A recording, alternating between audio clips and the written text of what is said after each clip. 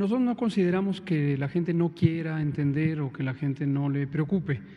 Lo que identificamos, y así lo habíamos predicho desde la fase de preparación en enero, las sociedades tienen un límite de resistencia a medidas de restricción de la movilidad, porque como lo hemos comentado en varias ocasiones, restringir la movilidad implica no poder ir a trabajar, implica que quien vive al día no tiene un salario fijo y tiene que conseguir su sustento.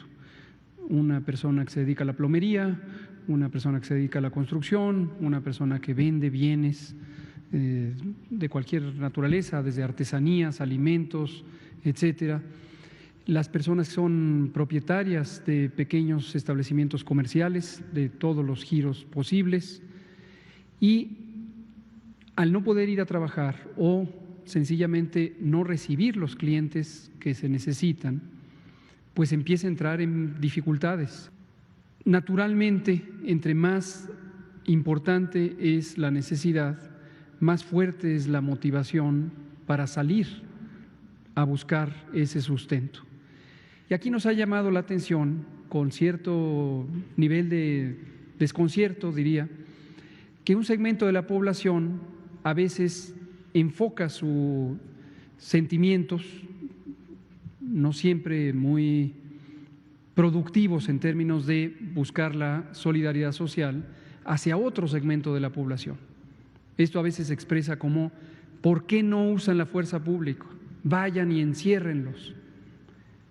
Y lo que quizá algunas de estas personas, no digo que todas las que expresen esto, hay distintas motivaciones, que quede muy claro, pero a veces sí vemos el reflejo de una postura que pareciera no tener claridad que quien está fuera tiene otras necesidades.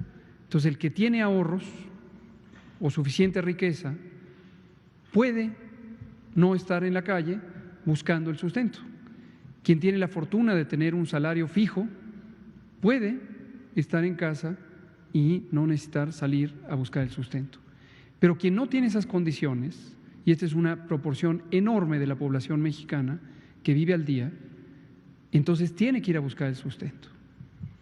A pesar de ello, y por eso consideramos que es heroico el gesto de solidaridad y de responsabilidad del pueblo mexicano, que a pesar de que una proporción muy grande tiene estas necesidades, se ha mantenido disciplinadamente en sus casas y fuera del espacio público, y con ello ha contribuido a disminuir la velocidad de propagación de los casos de COVID y del virus, y ha permitido tener un mejor control que hoy ayuda a que no se saturen los hospitales.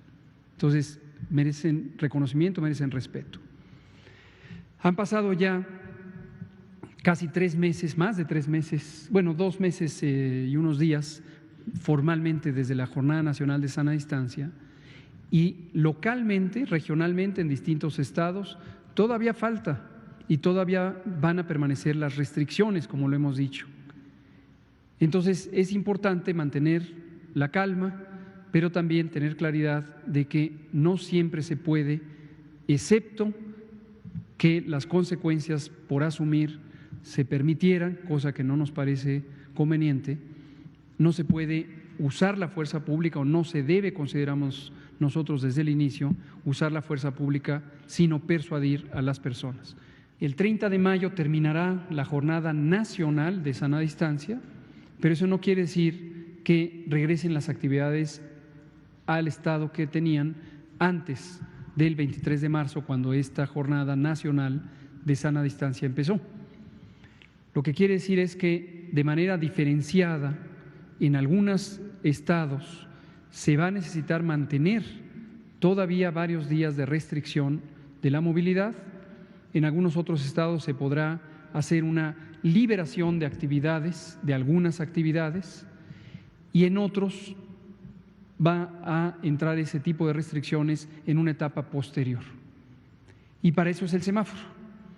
Lo vamos a volver a explicar. Curiosamente, cuando se está en el semáforo rojo, indica que existe el más alto riesgo de transmisión porque está en una fase ascendente la curva epidémica, es decir, están aumentando los casos diariamente, o existe una saturación o una tendencia a la saturación de las unidades hospitalarias y otros parámetros. Entonces, cuando se esté en rojo, solo las actividades esenciales podrán permanecer.